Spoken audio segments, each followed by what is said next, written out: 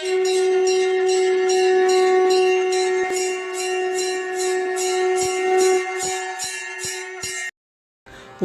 ஸ்ரீ குருப்பியோ நமஹ. ஓம் கம் கணபதையே நமஹ.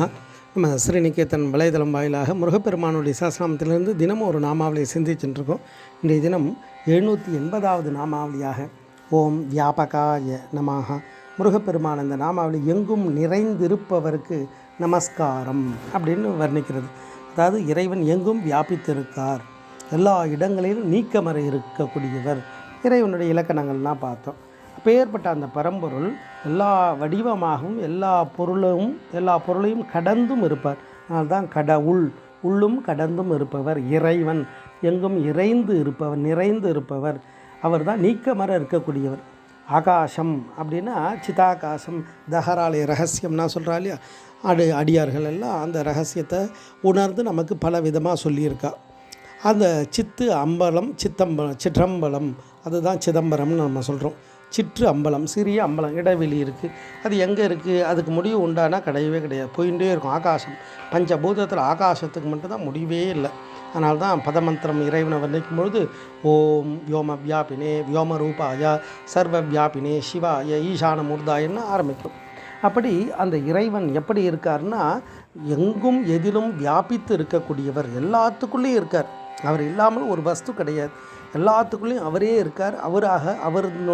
அவரால் தான் அத்தனை பொருளுமாகவும் இருக்குது.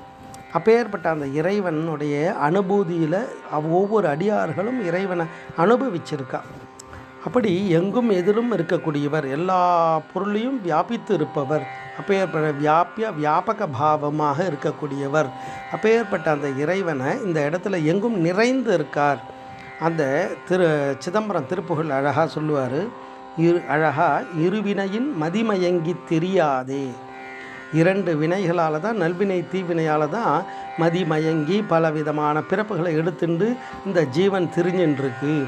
அதனால் 7 நரகில் உழலும் நெஞ்சுற்று அலையாதே, பரமகுரு அருள் நினைந்திட்டு உணர்வாலே பரவு தரிசனை என்றற்கு அருள்வாயே அப்படின்றார்.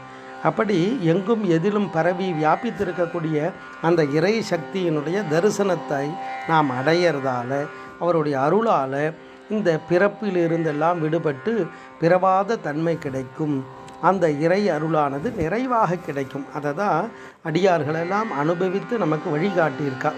அப்படி சுவாமி பாம்பன் சுவாமிகள் சிதம்பர ரகசியம் மாதிரி தஹராலய ரகசியம்னே ஒரு நூலை வெளியிட்டிருக்கார்.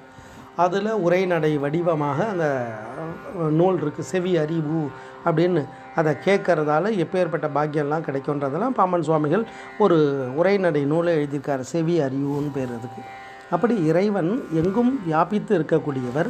அப்பேற்பட்ட அந்த இறைவனை அழகாக இந்த நாமாவளி வர்ணிக்கிறது. ஓம் வியாபகாய நமஹ. ஸ்ரீ குருப்பியோ நமஹ.